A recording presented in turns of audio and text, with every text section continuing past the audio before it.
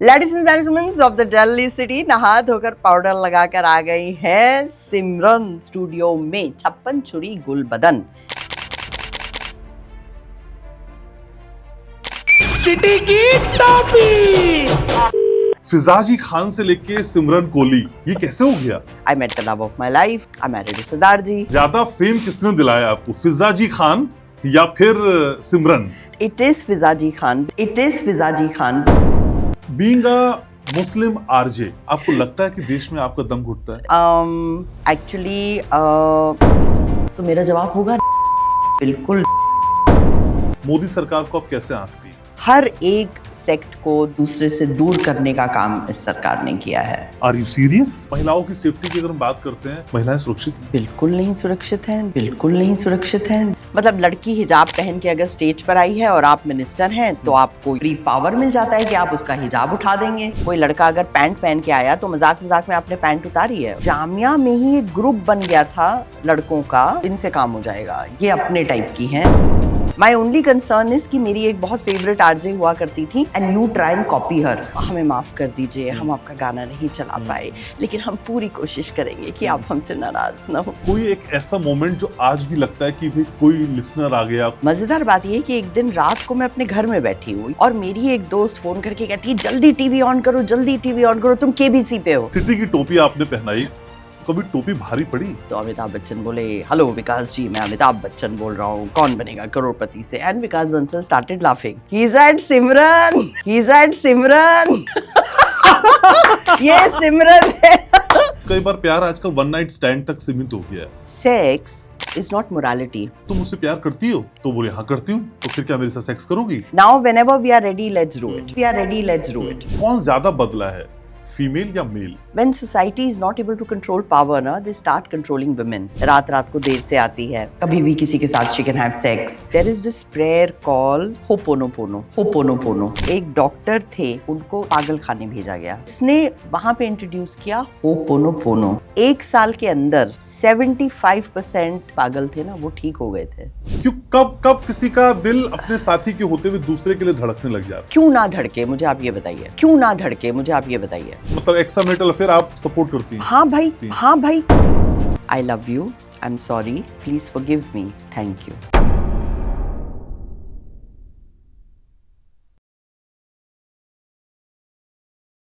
अगर आपका प्यार नया नया है, फीलिंग थोड़ी सी कंफ्यूजन वाली है और भरोसा करना सीख रहे हैं, तो फिर आज का पॉडकास्ट आपके लिए। Happy new year. आप देखना शुरू कर चुके हैं आपका अपना फेवरेट पॉडकास्ट, जिसका नाम है घनश्याम उपाध्याय पॉडकास्ट। मैं हूं आपके साथ घनश्याम।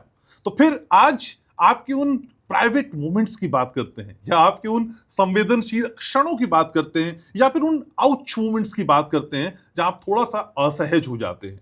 ये सारी बातें नए साल में क्यों? क्योंकि नया साल आपका है और भारत युवाओं का देश है। तो युवा दिल की धड़कन को नापने के लिए, भापने के लिए आज मैंने स्टूडियो में एक ऐसी ही खास मेहमान को बुलाया है जो जब बोलती हैं रेडियो पे हेलो, तो फिर आप उनके साथ हेलो बोलते हैं। वो आपको बातें सिखाती नहीं है, वो आपके साथ एहसास साझा करती हैं। सबसे अलहदा, सबसे अलग, सबसे जुदा, यंग इंडिया की धड़कन और मेरी बहुत फेवरेट, जी हाँ, बहुत ब्यूटीफुल, बहुत elegant, very young at heart, Simran Kohli. कैसी है सिमरन आप? Thank you so much. इतनी सारी तारीफ, इतनी अच्छी अच्छी बातें सुन के बहुत अच्छा लग रहा है और आपसे मिल के बहुत अच्छा लग रहा है। You are exactly the same. We met what 20 years ago, 20 साल पहले हम लोग मिले होंगे। तो अब यहाँ आकर मुझे बहुत अच्छा लगा and I am so excited to be a part of this podcast and I've seen your show and I love it and जिस टाइप की चीजें आप निकाल के लेकर आते हैं, I think it's brilliant. RJ Simran, नए साल की ढेर सारी शुभकामनाएं आपको भी। Wish everyone a very happy new year. नए साल पे बहुत सारी बातें मुझे आज आपसे करनी है और खासकर अपने जेंजीज के लिए करनी है, अपने यंगस्टर्स दोस्तों के लिए करनी है, क्योंकि मैं चाहता हूं 2026 बिल्कुल धमाकेदार हो जाए। तो पहले, उससे पहले, फिजाजी खान से लेके सिमरन कोहली, ये कैसे हो गया? Okay, so I started all India radio 1995। मैं दिल्ली आई थी, मैं फिजा खान थी। देखिए, I belong to a family which is unity in diversity. So मेरे जो वालिद साहब थे, he is no more, he was an Afghani, my mother is a Catholic, तो मेरा नाम था फिजा खान। जब मैं दिल्ली आई, मैं मास कम्युनिकेशन कर रही थी और एज फिजा खान मैंने ऑल इंडिया रेडियो करना शुरू किया। करते करते फिर थोड़ा वक्त गुजरा, हम भी आगे बढ़े, दुनिया आगे बढ़ी। उसके बाद I met the love of my life, I married Sardar ji. तो ये हुआ कि नाम बदला जाएगा, तो मेरा नाम सिमरन कोहली हो गया।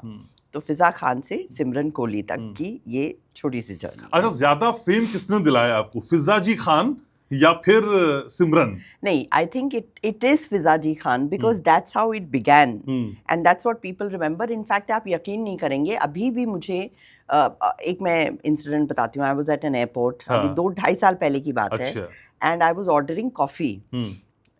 मेरे बगल में एक व्यक्ति खड़े थे, बहुत सूटेड बूटेड, अच्छे से जेंटलमैन टाइप। तो जब मैं ऑर्डर कर रही थी तो ही turn towards me and he gave me a very bad look, मतलब जैसे कि I just don't like you. तो मैंने उनको इग्नोर कर दिया। फिर उन्होंने मुझे देखा तो बोले व्हाट्स योर नेम?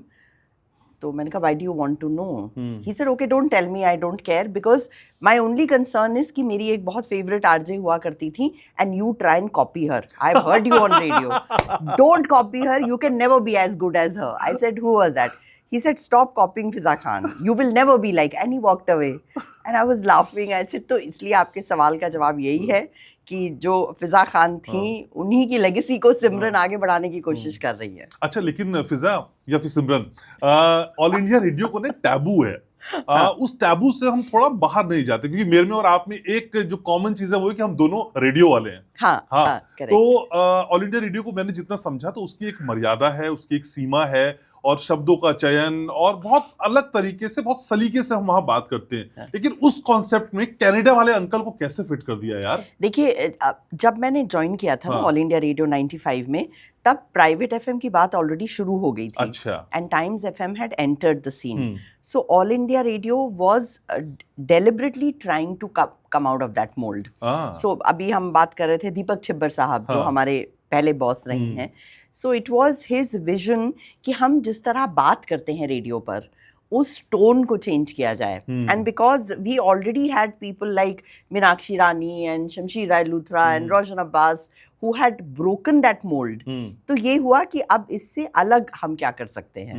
तो हम लोगों को एक्चुअली एनकरेज किया गया कि stop sounding like people on all India radio, तुम क्या डिफरेंट कर सकते हो। सो दैट्स व्हेन कनाडा वाले uncle and ladies and gentleman and all that happened. All India radio के ऑडिशन में एक एक नुक्ता ऐसे पकड़ पकड़ के चुनते हैं, और आपने लेडीज एंड जेंटलमैन कर दिया।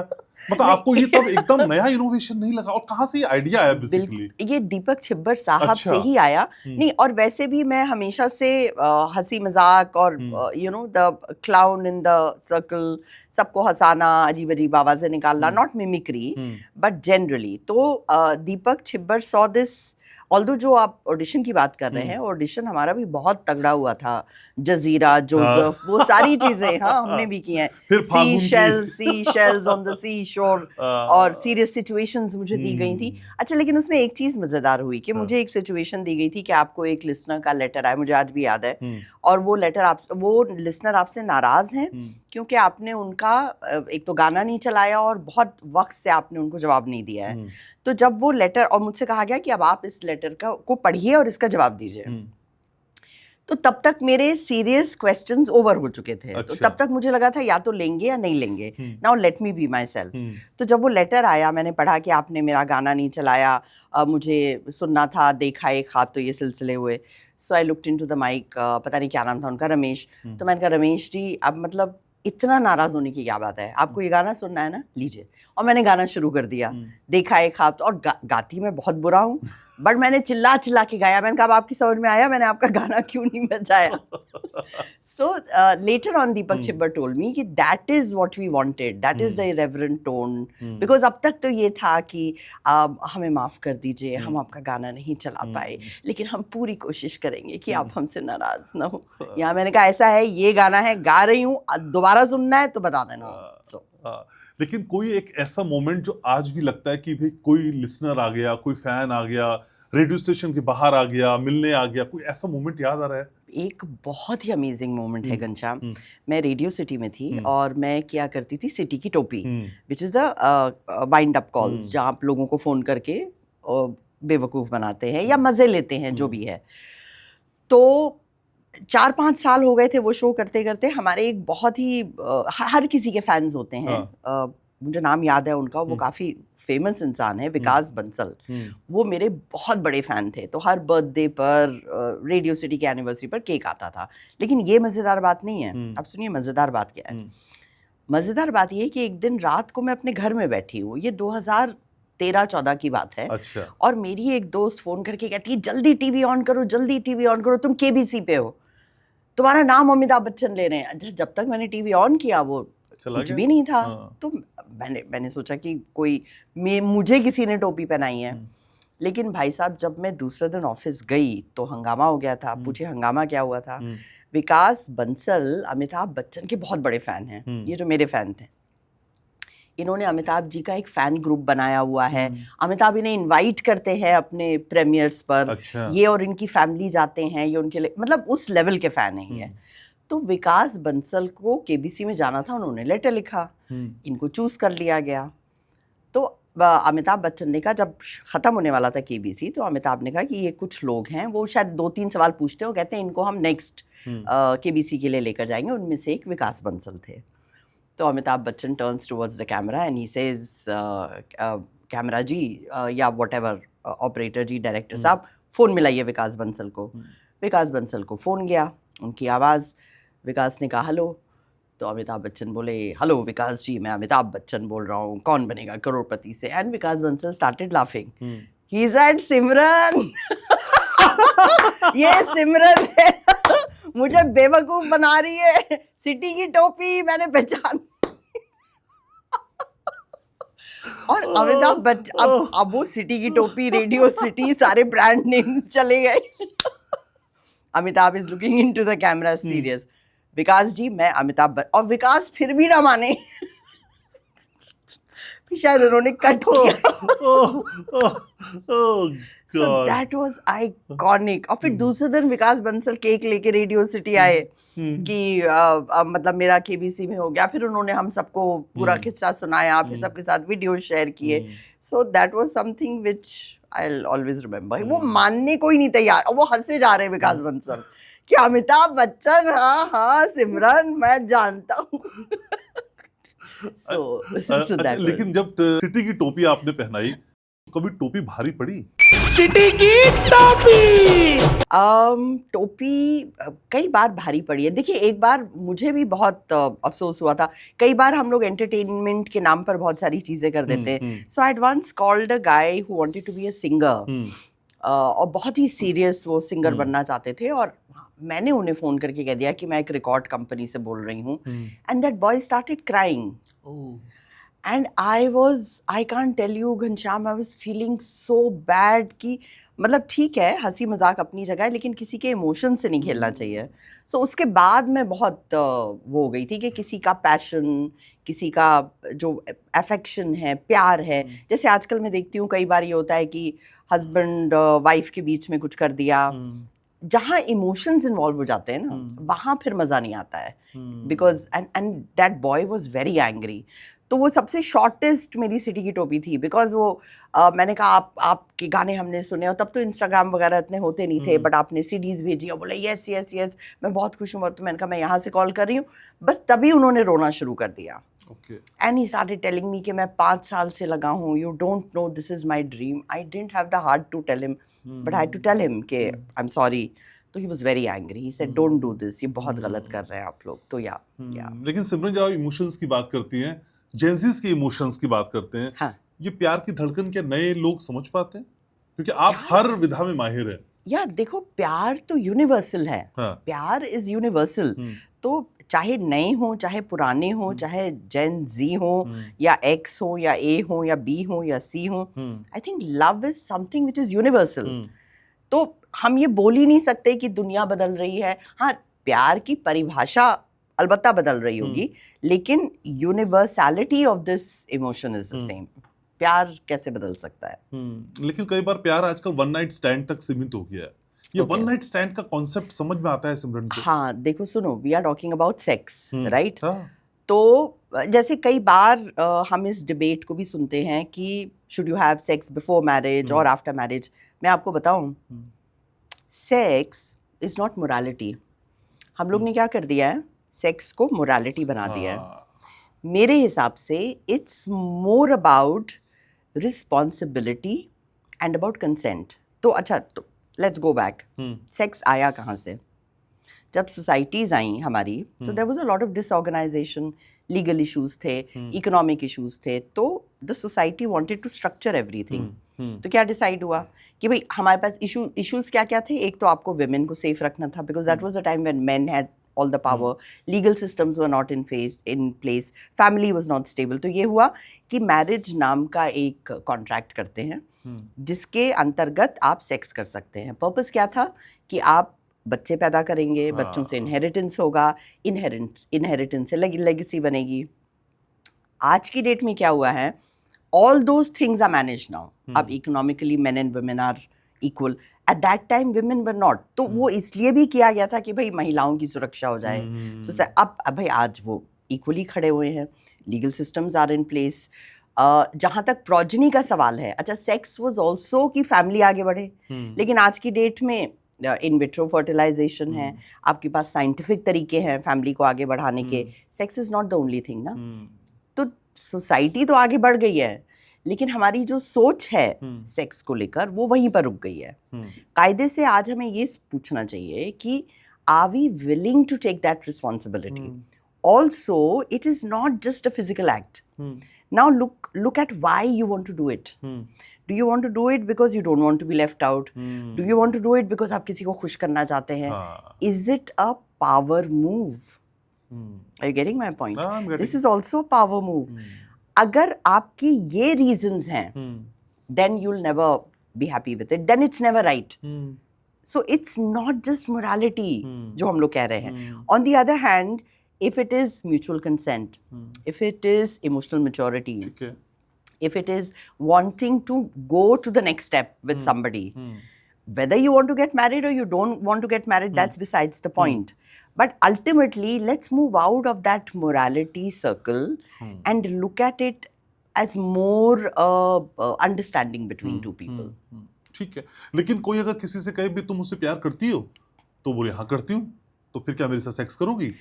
तो फिर आपने फिर इसे ट्रांजैक्शन बना दिया ना। देखो, यू हैव टू अंडरस्टैंड कि आप किसी रेस्टोरेंट में जाते हैं, आपको भूख लगी, आप खाना ऑर्डर कर रहे हैं, उसके आप पैसे दे रहे हैं। सिमिलरली आप अगर किसी रिलेशनशिप में जाते हैं और आप वैलिडेशन चाह रहे हैं, तो आप कहेंगे कि अगर तुम मुझसे प्यार करती हो, then why do you have a problem, you know, in sleeping with me और having sex with me?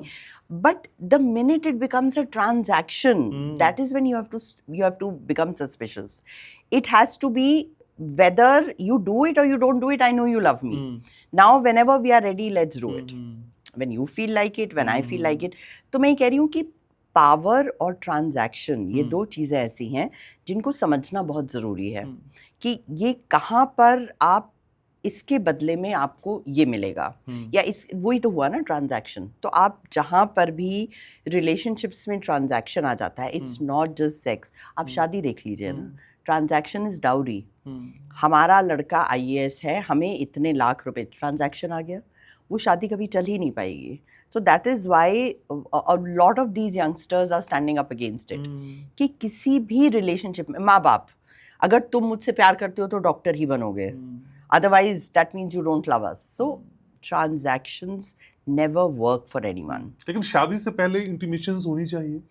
Again, I'm telling you, it entirely depends on those two parties deciding on what grounds do they want to do it. सिमरन की opinion क्या है? मैं वही तो कह रही हूँ कि अगर इमोशनली आप इतने मैच्योर हैं, आप उस रिस्पॉन्सिबिलिटी को हैंडल करना चाहते हैं, उसके कॉन्सिक्वेंसेस के लिए तैयार हैं कि अच्छा ठीक है, ये है। Are we talking about a one night stand or are we talking about a way of life? This is what we want to do it. So again, if we are talking about a one night stand, that is a transactional attitude. Are you willing to take the responsibility for that? Are you willing to be ready कि मैं emotionally involved हूँ, ना हूँ? Look at it from that point of view. It's not just a moral question कि सही है कि गलत है। देखो, सही और गलत is also depends on your point of view and my point of view. जहाँ से मुझे सही लग रहा होगा, हो सकता है आपको गलत लगे। बिल्कुल ठीक है। Correct? So it goes deeper than that. लेकिन सिमरन, आज की जब जनरेशन को हम देखते हैं, क्योंकि आप तब थी जब लोग बहुत कम मॉडर्न हुआ करते, लेकिन फिजा तब मॉडर्न थी। हाँ। एकदम अलग थी, अलहदा थी, और आवाज से भी, शब्दों से भी, और अपनी अदायगी से भी। और हाँ। आज आपने जनरेशंस को अपने सामने से गुजरते हुए देखा है। करेक्ट, हाँ। करेक्ट। कौन ज्यादा बदला है, फीमेल या मेल, या दोनों बदल गए? मेरे हिसाब से तो कोई भी नहीं बदला। हम्म देखो, कोई भी नहीं बदला है। हम्म जैसे लोग पहले थे वैसे ही लोग। देखिए, बदलने का मतलब क्या हुआ? क्या आज की जेनजी को प्यार नहीं होता है? क्या आज की जेनजी को अफेक्शन नहीं चाहिए? क्या आज के जेनजी को एड्यूलेशन नहीं चाहिए? क्या आज के जेनजी को कुछ अलग हटके नहीं करना है? समझ रहे हैं आप मेरी बात? जैसे जब हम लोग थे, हमें कुछ अलग हटके करना था। आई टेल यू बदला क्या है। The expressions, the social avenues, the way in which they are behaving, that has changed. The landscape, देखो, लोग नहीं बदलते हैं। आज से पुरानी पिक्चरें देख लीजिए आप, एकदम पुरानी। मैं आप मतलब 1950s और 60s की अगर बात करेंगे, तब भी अगर आप आइटम नंबर्स देखेंगे इंग्लिश या हिंदी फिल्मों में, तो वहाँ पे कुछ ऐसा नहीं है कि बहुत ही कंजर्वेटिव तरीके से विमेन आर ड्रेस्ड और मेन आर ड्रेस्ड, या फिर शब्दों का प्रयोग बहुत ही लिमिटेड है।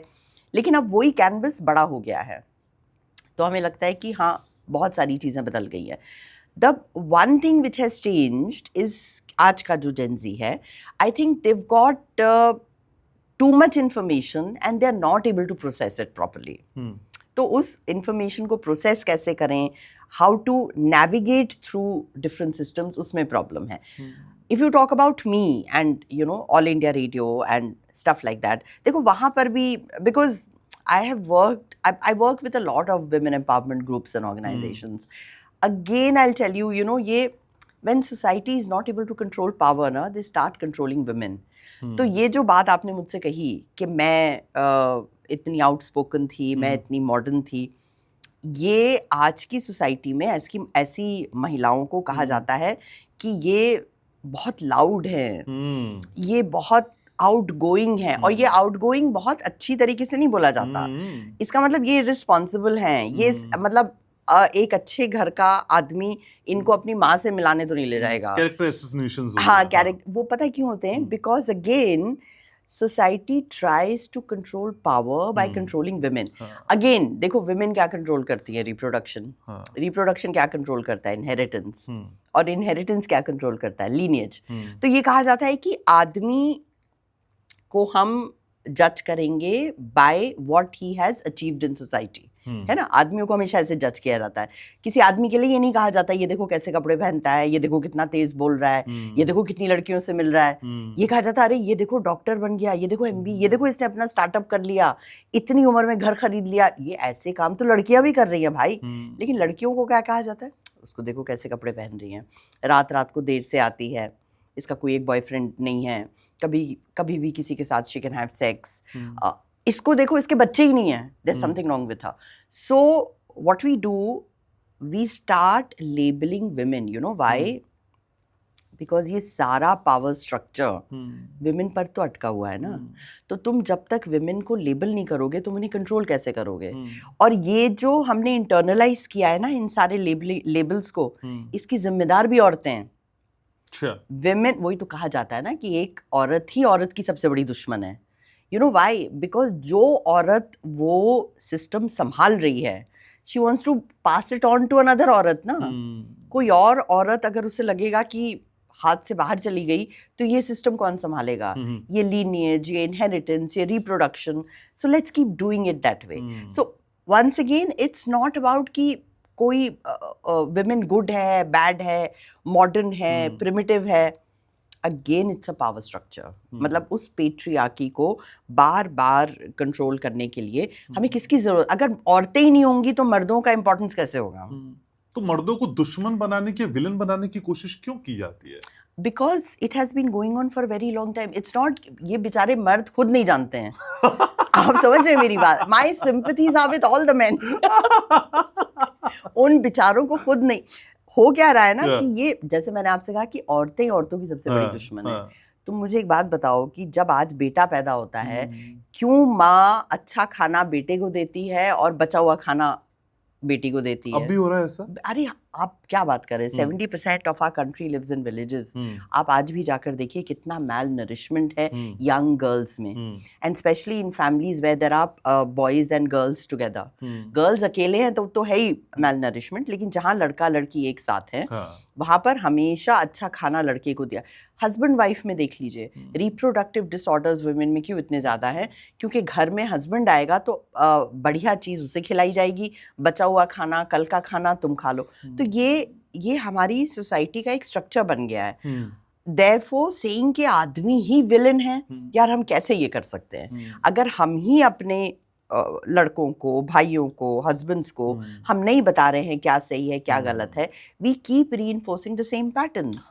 सो what do they do, where do they go? लेकिन सिमरन, जिस कम्युनिटी से आप आती हैं, उस कम्युनिटी के कई बड़े बड़े लोग ये कहते नजर आते हैं कि इस देश में उनका दम घुटता है। Being a Muslim, Fizaji Khan to Simran Kohli, आपको लगता है कि देश में आपका दम घुटता है? नहीं, देखो मैं किस कम्युनिटी से आती हूँ पहले इस पर बात करते हैं। क्या मैं मुसलमान हूँ, क्या मैं क्रिश्चियन हूँ, क्या मैं पंजाबी हूँ? मेरे हिसाब से मैं सबसे पहले एक इंडियन हूँ, ठीक है? तो अगर हम कम्युनिटीज़ को साइड रख के इंडिविजुअलिटी की अगर बात करें, इंडिविजुअल्स की बात करें, तो आप मुझसे सवाल पूछिए कि क्या इस देश में मेरा दम घुटता है? तो मेरा जवाब होगा नहीं, बिल्कुल नहीं। Because the kind of opportunities that you have. See, I don't want to get into politics right now because this is not a political show. Definitely, but it is not. if you speak to me on an individual perspective, कि मेरे पास जो करने की freedom है, मैं जो करना चाहती हूँ एज एन इंडिविजुअल, अब उसको करने में कितने रोड़े आ रहे हैं, इकोनॉमिक, फाइनेंशियल, पॉलिटिकल, वो बात की बात है। वो मौके आपको मिले being a Muslim? Of course, every time. कहीं किसी ने इंक्रोचमेंट तो नहीं किया आपके अपॉर्चुनिटीज पे?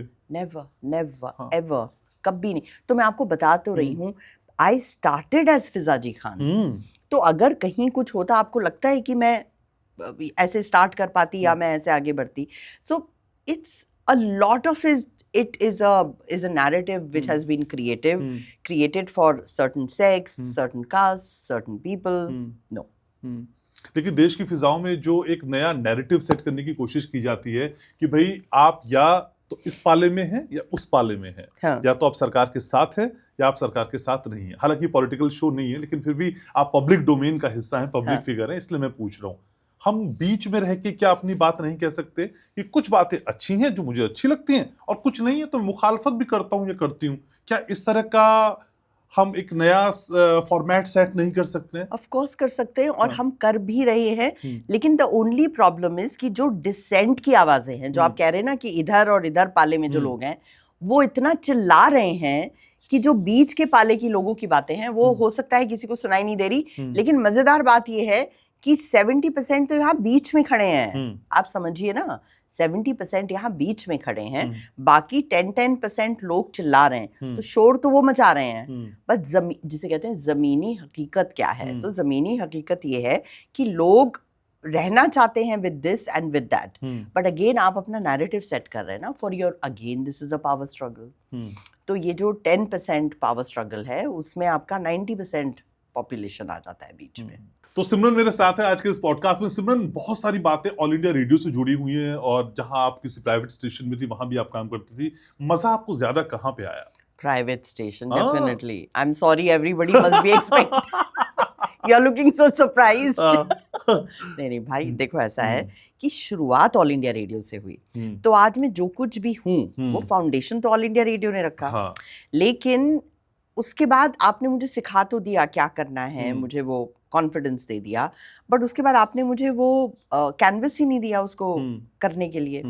सो when I went to private FM, the challenge, the excitement, the kind of talent you have around you, the kind of freedom you have to experiment with different things, I think that is what has not just shaped me but an entire generation of media people today. आप ये देख लीजिए कि आज की date में जो ज़्यादातर टॉप टेलीविजन के एंकर्स हैं, डायरेक्टर्स हैं, न्यूज़ में हैं, फिल्म मेकर्स हैं, मीडिया वाले हैं, a lot of them started with radio at that point of time, क्योंकि और कुछ तो था नहीं हमारे पास। So radio has placed the map for us to grow. So definitely private FM, any day. लेकिन आपने जब ऑल इंडिया रेडियो से प्राइवेट रेडियो स्टेशन की तरफ कदम उठाया, तो एक बड़ा जर्क महसूस नहीं हुआ उस माहौल में एडजस्ट करने के लिए आपको? यार बिल्कुल भी नहीं हुआ, बिकॉज पता है क्या होता है, when you start doing something and enjoying it then you want to do more. All India radio में क्या होता था, आपको 1 घंटे का शो मिलेगा, हाँ, सैटरडे को मिलेगा, हाँ, आप तो रोज आने को तैयार हैं, यू वांट टू वर्क 24/7। और मैं करती भी थी, क्योंकि उसी 1 घंटे के शो के लिए मैं 4 घंटे रिकॉर्डिंग करती थी, मैं 12 घंटे एडिटिंग करती थी, फिर 5 घंटे गाने ढूंढती थी, उसके बाद फ्री। तो मन करता था और करो, बट वो करने को ही नहीं था। सो when I joined private FM, it was like आपने एक बच्चे के सामने टॉफी की दुकान खोल दी है। यहाँ पर आपको एक लॉलीपॉप मिल रही है, वहाँ पूरी टॉफी की दुकान है। हाँ, उस खाने से पेट भी खराब हुआ, तबीयत भी खराब हुई, लेकिन वो टॉफी की दुकान तो वहीं की वहीं थी। So of course the challenges were there, but and also it was such an amazing era. Private FM पहली बार इंडिया में आ रहा था। So and I was the programming head of radio Mirchi in 2001 when we launched the first private FM station. और उसके पहले आपको शायद पता नहीं होगा, 2 घंटे हम लोग सिर्फ प्रैक्टिस करते थे। टाइम्स हाउस में हम बैठते थे और प्रॉपर रेडियो चलता था हमारा, जैसे कि रेडियो चलेगा with the proper program, dry run. But it was a very serious 12 घंटे का ड्राई रन, कि सुबह शो शुरू होगा, ऐसे होगा, ऐसे। सो it was so exciting at that point of time, and it still is technically देखा जाए तो yes, private FM definitely। लेकिन प्राइवेट एफएम रेडियो स्टेशंस कितने बदलते हुए नजर आ रहे हैं। भाषाई स्तर पे भी कई बार लगता है कि बहुत ऑकवर्ड सिचुएशन भी पैदा कर देते हैं, या फिर वो भाषा की सीमा लांघ देते हैं, और कई बार द्विअर्थी, जिसे हम डबल स्टैंडर्ड बातें कहते हैं, वो ज्यादा होने लगी। देखो, हर जगह सब कुछ ज्यादा होने लगा है। आपने हमें उंगली पकड़ाई थी ना at one point of time, अब हम कहाँ के क्या पकड़ लें, दैट्स एंटायरली जस्टिफाइड। लेकिन हाँ, देखो, जहां तक भाषा की बात है, आई स्टिल फील, मेरे हिसाब से, because of course I am no authority to talk about language, क्योंकि मुझे लोग कहते थे ना ये इंग्लिश बोल सकती हैं, ना ये हिंदी बोल सकती हैं, और मैं यहाँ पर आपके शो में बैठ बस फिर अगली बार तो मैं माला और टीका लगा कर आऊंगी। अच्छा, एनीवेज, लेकिन रेडियो की जो बेसिक भाषा है वो है दोस्ती की भाषा। हाँ। ठीक है, जो आपको कहीं नहीं मिलेगी, आज भी नहीं मिलेगी, और उसी भाषा को इमिटेट करके मुझे लगता है आपका इंस्टाग्राम, फेसबुक, यूट्यूब कहाँ से कहाँ पहुंच गया। आप मुझे बताइए, अगर रेडियो ही नहीं होता तो जिस तरह आज हम बात करते हैं एक दूसरे से इतने खुले अंदाज से, वो उसका ग्राउंड वर्क कहाँ से रखा गया होता है। ठीक है, अब क्या होता है कि दोस्तों में जब आप बात कर रहे हैं तो कभी कभी बात कहाँ की कहाँ पहुंच जाएगी ना, फिर तो कोई सीमा नहीं है, कोई विराम नहीं है, कोई बाउंड्रीज नहीं है। और कब तक हम इसी तरह अच्छे दोस्त बन के बात करते रहेंगे? दोस्त तो सब टाइप के होते हैं। आपके रात के 3 बजे वाले दोस्त होते हैं, शाम के 4 बजे वाले दोस्त होते हैं, 8 PM वाले भी होते हैं। तो ये 8 PM वाला अब भाई 8 PM वाले दोस्तों को भी तो खुश रखना है। तो हाँ, मैं मानती हूँ कि थोड़ा सा हमने डिसेंसी जिसे कहते हैं उसकी बाउंड्री को लांघ लिया है। But again I would say कि you have to give the people what they want, right? आप उसी, अब देखो, प्राइवेट एफएम को भी कितना टाइम हो गया, 2001 की बात मैं कर रही हूँ, आज हम 2025 में आ गए हैं, कुछ भी नहीं बदला है, वैसे ही गाने हैं, वैसे ही एड्स हैं। तो फिर आरजे के ऊपर ही तो सारा दारो मदार आ जाता है ना, कि आप ही बदल जाइए। कहीं ना कहीं you have to match the way people are talking, the way they are conversing. तुम आजकल के यंगस्टर्स को देख लो ना, अपने माँ बाप से कैसे बात करते हैं। मेरी अपनी बेटी है, I have a 22-year-old daughter, and कभी अगर मैं उसको नाराज भी हो जाऊं तो she will come and stand in front of me and she says, इतना नाराज होने वाली क्या बात है? मतलब on a scale of 1 to 10 I can never imagine talking to my mother like that. मुझे आपका तो नहीं पता, लेकिन जब हम लोग कॉलेज में थे या जब मैं 22 साल की थी, और अगर मम्मी ने कुछ कह दिया घर में, डांट दिया, तो वो पत्थर की लकीर है। आप मुंह नीचे करके चुपचाप मुंह बंद करके बैठे रहिए या दूसरे कमरे में चले जाइए। But now you see, and in a way it's good ना, लेकिन हाँ, कहीं कहीं वो बाउंड्रीज क्रॉस हो जाती हैं। नहीं, लेकिन जब हम बढ़ रहे थे और जब हम आप लोगों को सुना करते थे, आप हों, नरेंद्र जोशी हों, या फिर शमशेर रुद्रा हों, या फिर सीमा वर्मा हो, मनीषा दुबे हों, कई सारे नाम मेरे जहन में है। तो उन जब वो रेडियो पे बोलते थे आप लोग, तो अगर वक्त बोल रहे हैं तो वक्त का क और नुक्ता मुझे समझ आ रहा था, तो मैं सीख रहा था कि भाई ये जालिम बोल रहे हैं तो जालिम है, खबर बोल रहे हैं तो खबर है, हाँ। फूल है तो फूल है। लेकिन अब वो सीखने वाला लर्निंग प्रोसेस खत्म हो गया है। मतलब Correct. मैं किसी प्राइवेट रेडियो स्टेशन के आरजे को सुन के भाषा अगर दुरुस्त करना चाहूं तो क्या मैं कर सकता हूं? बिल्कुल नहीं, लेकिन आप सिर्फ रेडियो की बात क्यों कर रहे हैं? हाँ। आप टेलीविजन देख लीजिए, हाँ। आप रिपोर्टर्स देख लीजिए, बाप नहीं, रे रेडियो बाप। और टीवी में फिजा बेसिक फर्क ये रहता है, जो लोग कंफ्यूज हो जाएंगे, कभी फिजा बोल रहा हूँ और कभी सिमरन बोल रहा हूँ। I am perfectly fine, no problem. हाँ क्योंकि रेडियो टीवी में एक बेसिक फर्क समझ ना, रेडियो आपके साथ हमेशा रह सकता है। हाँ हाँ। टीवी और रिपोर्टर्स और न्यूज वो नहीं दोनों नहीं, अलग चीज मैं है। आपको बताती हूँ, हाँ। मेरा कहने का मतलब ये था कि by default language has gone down, that is what I am trying to tell you. कि देखिए हमारी सोसाइटी में अगर आप हिंदी की बात करते हैं तो बहुत अच्छी हिंदी बोलने वाले कहाँ मिलेंगे आपको। अगर इंग्लिश की बात करते हैं तो ठीक अच्छी इंग्लिश, अच्छी का मतलब सही तलफ्फुज की बात कर रही हूँ, आपको कहाँ मिलेंगे। वो बहुत लिमिटेड हो गया है। वो इसलिए हो गया है क्योंकि आई विल टेल यू, देखो इसके पीछे भी एक टेक्निकल रीजन है। जब नए नए रेडियो स्टेशंस आए थे, they used to invest a lot of time, money and effort in training us कि आप कैसे बोलेंगे, आप कैसे कम्युनिकेट करेंगे, आप प्रोग्रामिंग कैसे करेंगे। हमारी बाकायदा 2-2, 3-3 हफ्ते की ट्रेनिंग्स हुआ करती थी। ये मैंडेटरी था कि हर 6 महीने में आपकी 1 हफ्ते की ट्रेनिंग होगी। तो अगर आप आरजे हैं तो आपकी बोलने की ट्रेनिंग होगी। So you should learn how to speak the correct language. उसके बाद आप कुछ भी कर सकते हैं उसके साथ। अब वो ट्रेनिंग्स होती हैं? नहीं होती हैं।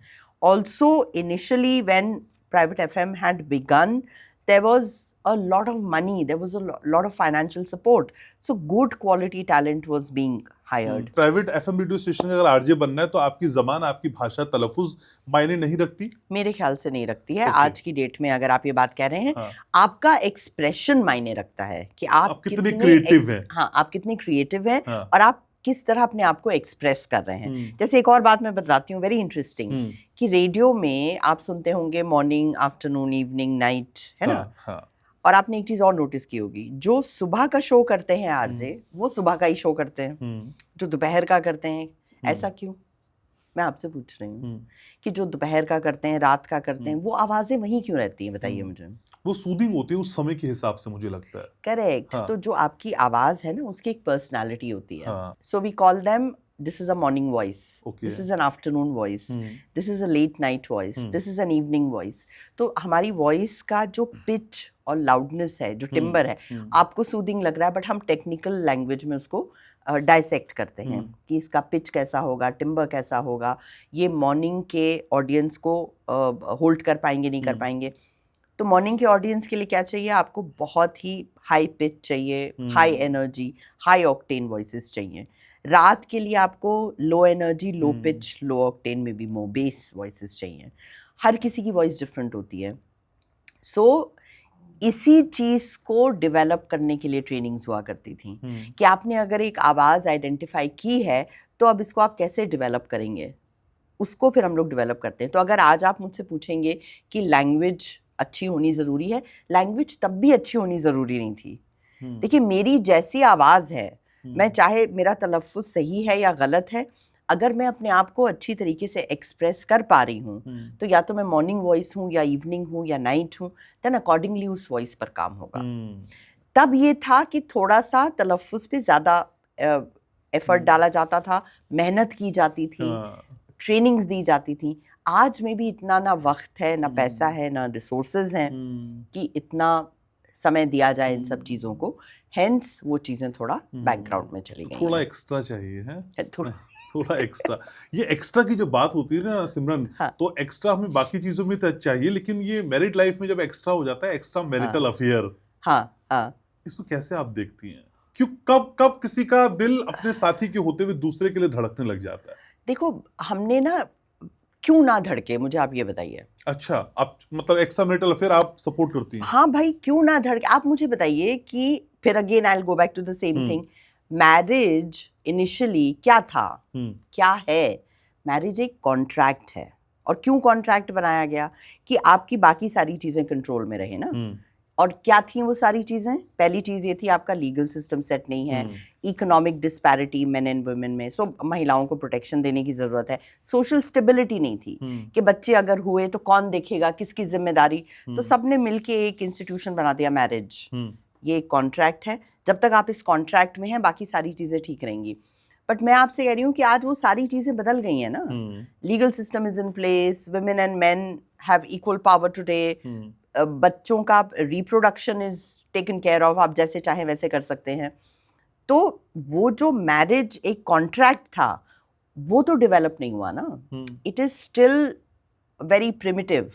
तो जब इसका मतलब ये हुआ कि व्हेन यू गेट, आजकल लोग शादी क्यों करते हैं? शादी इसलिए करते हैं कि माँ बाप खुश हो जाएं, दो परिवार जुड़ जाएं, पावर स्ट्रक्चर ठीक हो जाए, और कभी कभी प्यार है तो कर लेते हैं। अब आप बताइए, तो जब इतने सारे वेरिएबल्स इन्वॉल्व्ड हैं उस कॉन्ट्रैक्ट में, how do you expect that contract to work seamlessly? So hence आप देखिए कितने ये बढ़ गए हैं इंसिडेंट्स, एक्स्ट्रा मैरिटल अफेयर जिसे हम लोग कहते हैं कि ये एक्स्ट्रा मैरिटल अफेयर है। मेरे हिसाब से it's a very natural tendency if you have not gotten into this contract सोच समझ के। आज आप और मैं एक बिजनेस कॉन्ट्रैक्ट कर लें कि भाई चलो हम दोनों मिलके एक वॉडकास्ट करेंगे, कल से हम आ जाएं कि तुम इतने पैसे मुझे दे दो, मैं इतने दे रही हूँ, और ये सब होने के बाद हम कहें यार किस पे करेंगे पॉडकास्ट?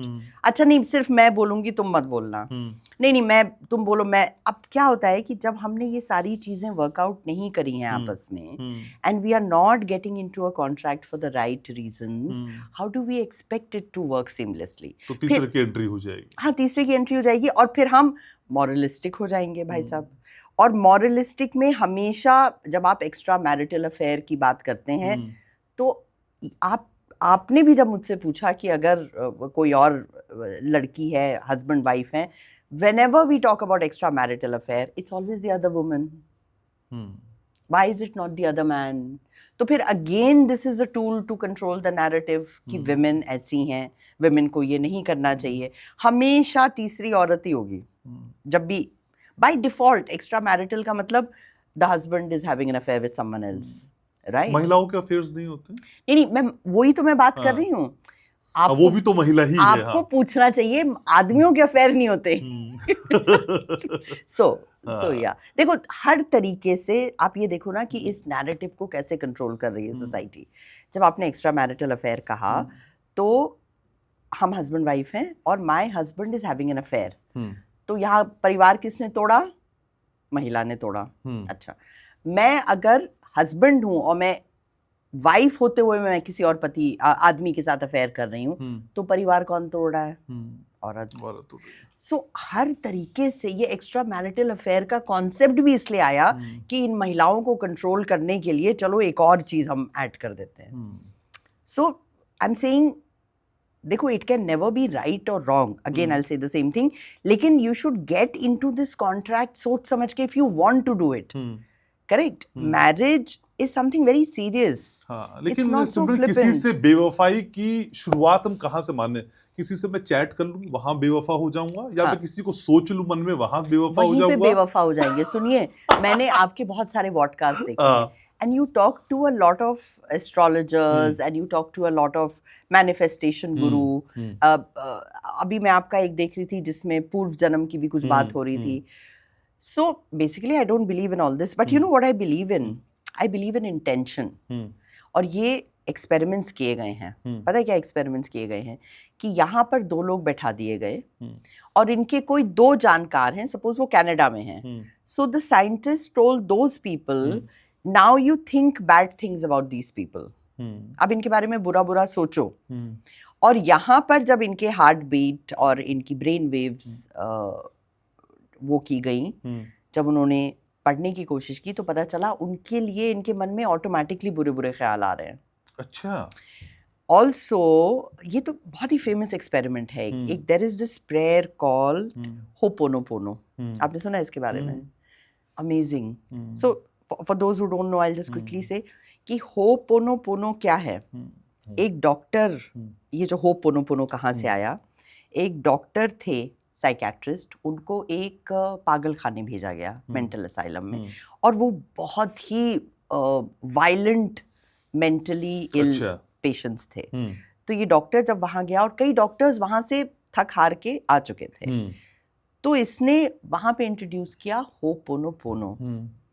1 साल के अंदर 75% जितने भी पागल थे ना वो ठीक हो गए थे। और आपको पता है होपोनोपोनो क्या है? ये सिर्फ 4 सेंटेंसेस हैं। आई love you, I am sorry, please forgive me, thank you. आप कहने का मतलब ये हुआ कि आपके दिल में जिसके लिए भी गुस्सा है, मलाल है, कोई ऐसी फीलिंग्स हैं जो आपको पसंद नहीं आती हैं, बस उसको इमेजिन करके बोलिए I love you, I am sorry, please forgive me, thank you. So you are releasing all that. तो आपके सवाल का अगर मैं जवाब दूं कि आपने कहा ना कि अगर चैट भी कर लिया, बेवफाई कहाँ से शुरू होती है? यहाँ से शुरू होती है इंटेंशन। बिकॉज एक्शन से पहले तो वो थॉट है ना आपके दिमाग में। जब तक वो थॉट नहीं आएगा वो एक्शन में कन्वर्ट कैसे होगा? तो आज आपने कहा एक चैट कर लेता हूँ, आप जस्टिफाई कर दिया, फिर कहा अच्छा चलो कॉल कर लेता हूँ, फिर कॉल के बाद अच्छा चलो मिल लेता हूँ। सो दैट इज हाउ, इसी तरह ये चीजें शुरू होती हैं। So yes. लेकिन जब आप कनाडा की बात करती है ना, कनाडा आपका फेवरेट है मुझे भी लगता है, क्योंकि मैं तो बचपन से सुनते आ रहा हूँ कनाडा आपके मुंह से। हाँ, कनाडा वाले अंकल। हाँ, तो कनाडा वाले अंकल वाला कोई हम अभी डेमो कर सकते हैं, या हम अच्छा ऑल इंडिया रेडियो के शो की कोई ओपनिंग आपसे सुन सकते हैं? हाँ, जो आपकी फेवरेट है, ये हम वो कर आप सुन सकते सकते हैं। तो हम पहले ऑल इंडिया रेडियो करते हैं और फिर रेडियो सिटी करते हैं। अच्छा ठीक है, दोनों करते हैं। तो ठीक है, पहले हम कर रहे हैं ऑल इंडिया रेडियो की शानदार ओपनिंग जो आपका फेमस शो था, हाँ, और उसके कनाडा वाले अंकल। ठीक है, लेट्स स्टार्ट। ठीक है। Ladies and gentleman of the Delhi city, नहा धोकर पाउडर लगाकर आ गई है सिमरन स्टूडियो में, 56 छुरी गुल बदन। ऐसा मुझे मेरे कनाडा वाले अंकल कहा करते थे। आपको कोई भी ऐसी बात मुझसे करने की जरूरत अभी नहीं है, लेकिन जब मुझसे मिलेंगे तो आप कह सकते हैं। अभी थोड़ी देर में आपको बताऊंगी कि मेरे कनाडा वाले अंकल दाल चावल कैसे बनाते थे, लेकिन उसके पहले आप सुनिए गाना। तब तक नहा धोकर पाउडर लगाकर आपके साथ रहेंगी 56 छुरी गुल बदन। ये तो हुआ कनाडा वाले अंकल। हाँ। अब रेडियो सिटी। अच्छा, तो अब radio city. Ladies and gentlemen of the Delhi city, once again with you, without you, in the studio, हम आ गए हैं। तो with you, without you का मतलब ये होता है कि अगर आप मेरे साथ हैं वेरी गुड, अगर आप मेरे साथ नहीं है और भी अच्छा है, क्योंकि आपको कोई प्रॉब्लम होगी नहीं with what I am saying. Stay tuned, सुनते रहिए रेडियो सिटी 91.1। शानदार, बहुत शानदार। लेकिन जब आप इतनी सारी बातें करती हैं, क्या कौन सा ये मैकेनिज्म है जो यहाँ से और यहाँ का तारतम्य बैठाता है? हाँ। मतलब सीक्वेंस बैठाता है। कई बार हम सुनते हैं कि लोग आ ऊ करने लग जाते हैं, वो शब्द ढूंढ रहे होते हैं। करेक्ट। ये कैसे बनता है? ये टिप दीजिए ना भाई। ये देखो, तुम्हारी जितनी स्क्रिप्ट स्ट्रांग होगी, तो जो चीज जितनी स्पॉन्टेनियस लगती है वो उतनी होती नहीं। अब जैसे मैं देख रही हूँ, आप भी आप अपने नोट्स बनाकर लाए हैं, आप फोन में देख रहे हैं, लेकिन when we are listening to you तो ऐसा बिल्कुल नहीं लग रहा है कि आप कोई तैयारी करके आए हैं। हाँ। ऐसा लग रहा है बस घनश्याम ऐसे ही बैठ गए, mic on, camera on, wonderful. तो जो तैयारी होती है ना, वो जितनी आपकी अच्छी होगी, दैट इज नंबर 1। नंबर 2, कई बार जब हम लोग बोल रहे होते हैं तो हम सोच भी रहे होते हैं। जब हम सोच रहे होते हैं तो एक्चुअली ये जो फिलर वर्ड्स हैं, you just stop saying them, क्योंकि हर बार तो आप तैयार नहीं हो सकते ना। किसी ने कुछ भी पूछ लिया, तो जब आप सोच रहे हैं तो मत करिए। जैसे ऑल्सो कई बार आपने इंटरव्यूज में देखा होगा, एक चीज जो मुझे बहुत इरिटेट करती है कि जब कोई आंसर दे रहा है तो जो क्वेश्चंस पूछ रहा है, हाँ जी, अच्छा, क्योंकि हम जब बात करते हैं तो वैलिडेशन की आदत है कि भाई आप बोलो तो सामने वाला खुश होगा, लेकिन when you are recording it you have to be quiet. कि तो ये छोटे छोटे कुछ टिप्स हैं कि अगर आपकी तैयारी नहीं भी हुई है, don't make any sound to cover up that space. ठीक है, लेकिन मैं आज जिंदगी के स्पेस को भी आपसे समझने की कोशिश कर रहा हूँ। हाँ। ऑफिस में महिलाओं की स्थिति को आप कैसे अब देखती हैं? बॉस क्या अक्सर पर्सनल होने की कोशिश करता है?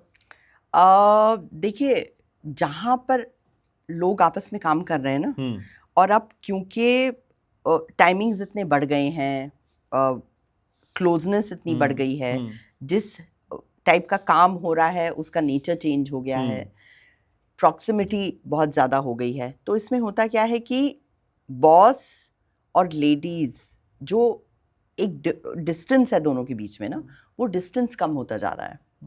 जब वो डिस्टेंस कम हो जाएगा तो नेचुरली आपकी जो बाउंड्रीज हैं वो भी कम हो जाएंगी. So yes, definitely they are coming closer. And not just women, फिर अगेन वही बात है ना कि why women and boss, why not man and boss, है ना. तो बाय डिफॉल्ट लोगों के बीच में वो प्रॉक्सिमिटी बढ़ती जा रही है. लेकिन बॉस मेंटोर बनने की कोशिश करता है क्या? हमेशा. देखिए, मी टू के बारे में अब मैं बताना शुरू करूँ आपको तो फिर वो तो हर जगह है. Also I don't want to quote any incident because then we'll go somewhere else, but I was seeing this documentary called The Cords of Calcutta, The Cords of Bengal, KURS, Cords. It's about women who are in Calcutta who migrated from Punjab during the 1984 riots, and they are still fighting court cases. Women. अब ये women हैं जिनका अभी तक कुछ भी नहीं निष्कर्ष निकल पाया है. बट यहाँ तो बहुत बड़ा इंसिडेंट था ना. आप छोटे छोटे इंसिडेंट्स भी अगर देख लेंगे जहाँ पर विमेन इन्वॉल्व हैं, देखो अगेन जेंडर पॉलिटिक्स आ जाता है यहाँ पर. चाहे वो पॉलिटिक्स हो, फिल्म इंडस्ट्री हो, ऑफिस हो, एजुकेशनल सिस्टम हो, जहाँ पे जेंडर पॉलिटिक्स इन्वॉल्व हो जाएगा वहाँ पे तो पावर स्ट्रगल होगा ही होगा. सिमरन के सामने कभी ऐसी सिचुएशन आई जब टीवी और न्यूज और फिल्म्स के लिए तो कहा जाता है कि बहुत सारी चीजें होती हैं, हाँ, रेडियो में भी क्या इस तरह की गुंजाइश होती है? नहीं, कभी भी नहीं. मैं आपको बता रही हूँ, जितना क्लीन एनवायरनमेंट मुझे रेडियो में मिला है. मुझे रेडियो में प्रॉब्लम कहाँ पर आई, देखो अगर जेंडर पॉलिटिक्स की बात करें, प्रॉब्लम मुझे आई शोज करने में. जैसे वर्ल्ड ओवर ये अंडरस्टूड है, ये एक तथ्य है कि सुबह का शो आदमी करें तो ज़्यादा पॉपुलर होता है, मेल वॉइसेस. जैसे हर जगह पे डिस्पैरिटी की बात होती है कि आदमियों को इतना मिलता है, औरतों को इतना मिलता है. हाँ, ये मैंने फेस किया है रेडियो में. नंबर 1. नंबर 2, इस चीज़ को हटाने के लिए हमें बहुत मेहनत करनी पड़ी, क्योंकि ये अंडरस्टूड था कि अगर मॉर्निंग और इवनिंग का शो होगा तो सिर्फ आदमी करेंगे, औरतें नहीं करेंगी. बट देखिए आज की डेट में हमने वो चेंज कर दिया है. हर जगह कितनी विमेन हैं who are doing the morning show. So when I started I had to fight with that. उससे लड़ना पड़ा था मुझे कि नहीं, हम इसे ब्रेक करेंगे. और इसलिए नहीं कि मुझे मॉर्निंग शो करना था, इसलिए कि मेरे सामने और आवाज़ें थी जिनको हमने मॉर्निंग शो दिया था कि भाई ये विमेन है, सिर्फ इसलिए कि लड़का है या आदमी है और ज्यादा बेटर करेगा, ये मैं नहीं मानती. लेकिन वर्क अपॉर्चुनिटी और फेवरिज्म, हाँ, इसके बीच की लाइन को आप कैसे डिफाइन करती हैं? देखो, ये लड़का लड़की से तो नहीं बेस्ड है. वर्क अपॉर्चुनिटी और फेवरिज्म मेरे हिसाब से ये होता है कि you have to be at the right place at the right time.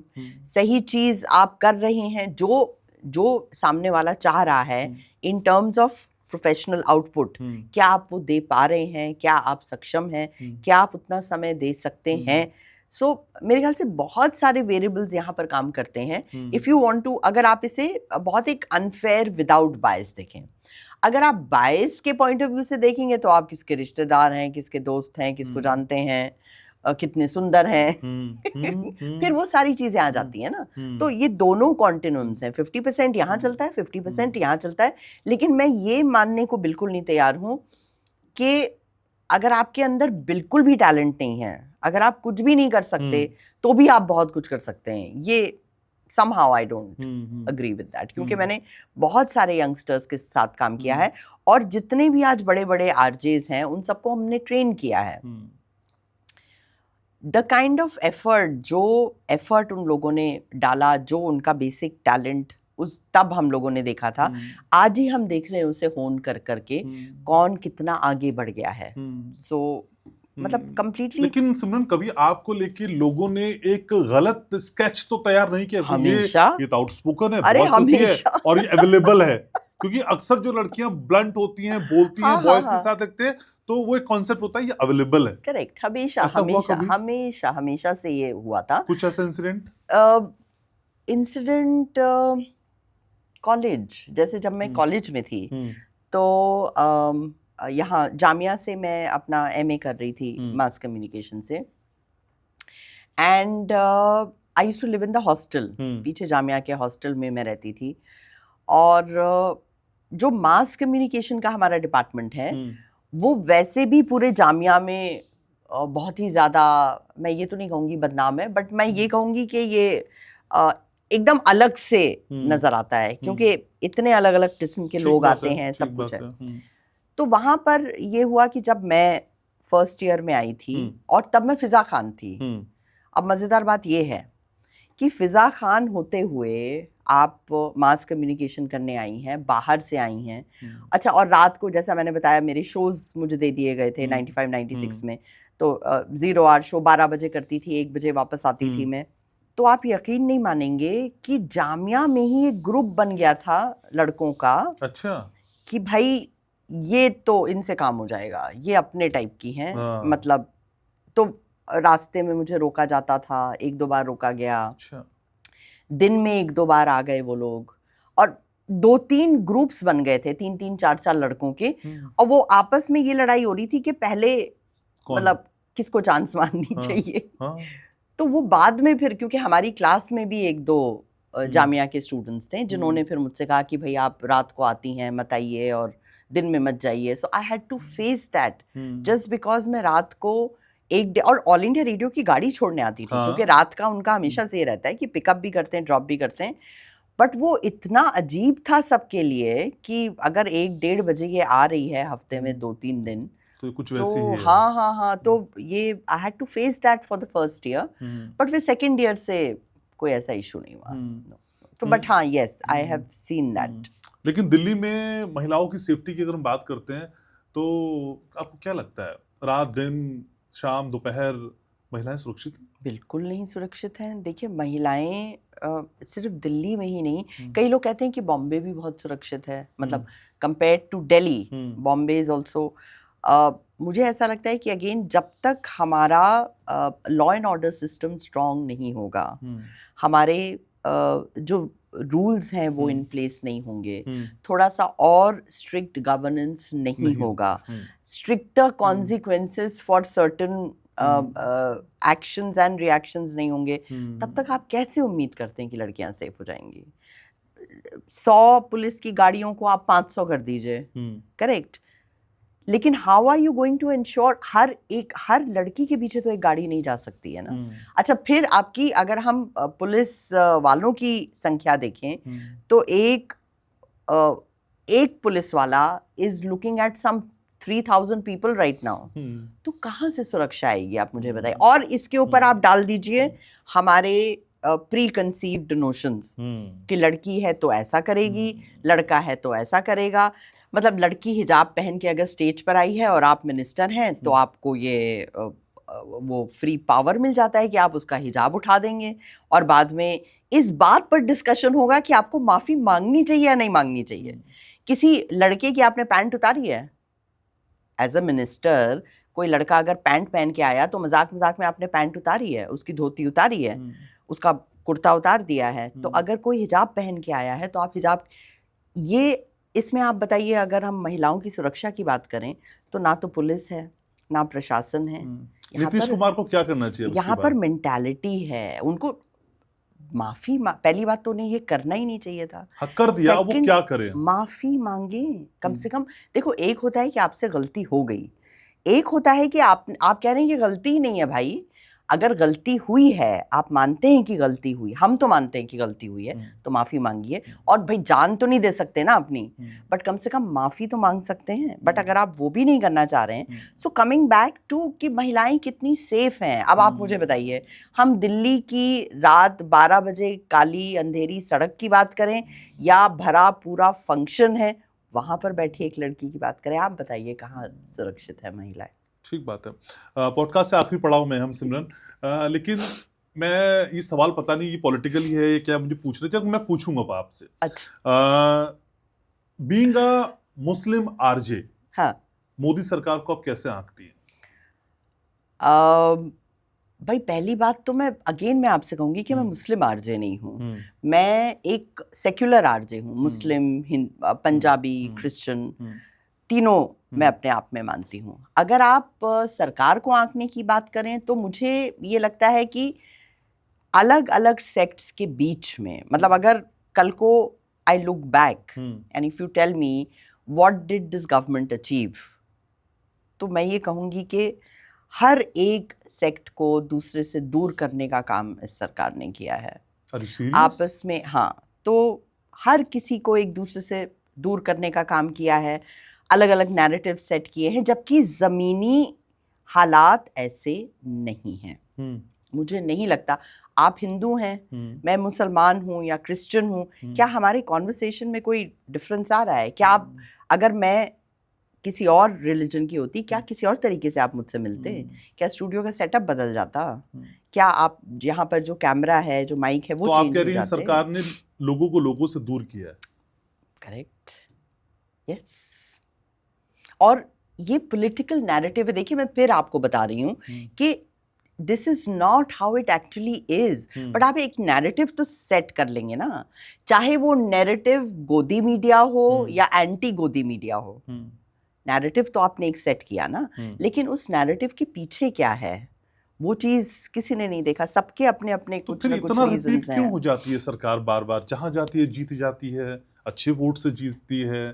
अब भाई ये तो मैं अगर पॉलिटिशियन होती तो आपको बता सकती होती। फिर भी पब्लिक डोमेन की आरजे, इतनी फेमस आरजे जो पूरे देश की नब्ज टटोलती है, क्या सोचती है? नहीं, देखिए, अगेन जब मैं आपसे कह रही हूँ, जब आपने सब कुछ, सारा नैरेटिव अगर आप कंट्रोल कर रहे हैं, सारा मीडिया आप कंट्रोल कर रहे हैं, तो आप अपनी जीत और हार क्यों नहीं कंट्रोल कर सकते? आप मुझे बताइए, आज की डेट में who is able to express their opinions freely? मैं बस ये पूछना चाहती हूँ आपसे। एक तरफ आप कहती हैं मेरा दम नहीं घुटता है, एक तरफ कहती हैं कि ओपिनियन क्योंकि फ्रीली नहीं कर पा रही हूं। मैं कह रही हूँ जमीनी हालात ऐसे हैं कि दम नहीं घुट रहा है। लेकिन वैसे तो घुटता ये है। 10%, नहीं, वैसे भी नहीं घुट रहा है।